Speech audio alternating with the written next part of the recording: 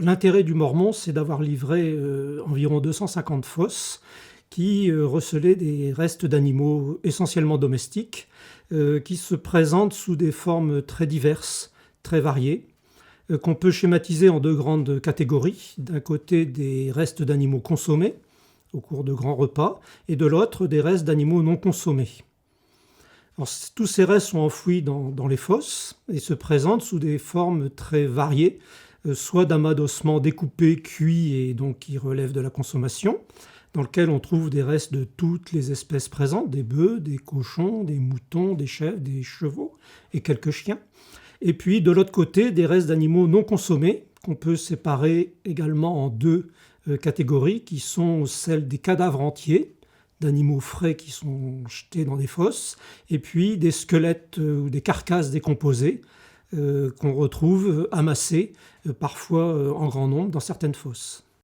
Les animaux, en fait, on en a découvert environ 480. On ne connaît pas beaucoup d'endroits où on mêle à la fois des restes d'animaux non consommés et d'animaux consommés des mêmes espèces. C'est-à-dire que sur certains sites gaulois, par exemple, le cheval n'est pas consommé. Ici, tout est à la fois possiblement consommé ou non consommé. C'est l'une des grandes caractéristiques de ce site. Ces animaux consommés, on ne sait pas, par exemple, comment ils ont été abattus. Par contre, on connaît bien leur traitement bouché, c'est-à-dire comment ils ont été découpés, comment ils ont été cuits. On arrive à distinguer ce qui est cuit à la flamme de ce qui est cuit sans flamme, donc sans doute dans des chaudrons.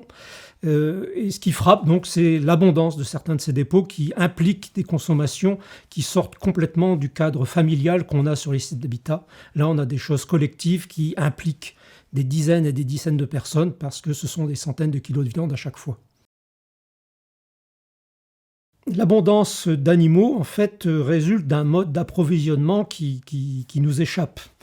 Je suis obligé de rentrer là dans le cadre des hypothèses et dans celle d'une occupation temporaire, mais d'une durée indéterminée, qui peut se compter au moins en mois, sans doute en années, d'un site qui vit sur la région, avec un approvisionnement qui peut être soit volontaire, entre guillemets, en termes de commerce, soit contraint, sous forme de razzia, par exemple. Si on pense à une population ennemie qui vit au milieu d'une région, des razzias, des prises d'otages, des choses comme ça, qui auraient pu amener des cheptels sur le site, dont une partie a été consommée, une autre partie difficile à entretenir parce que absence de fourrage ou très peu de fourrage, difficulté d'approvisionnement en eau, une mortalité naturelle, peut-être une épidémie, qui explique ces cadavres d'animaux dont il a fallu se débarrasser. Et une formule pour s'en débarrasser était de les enfouir dans des fosses.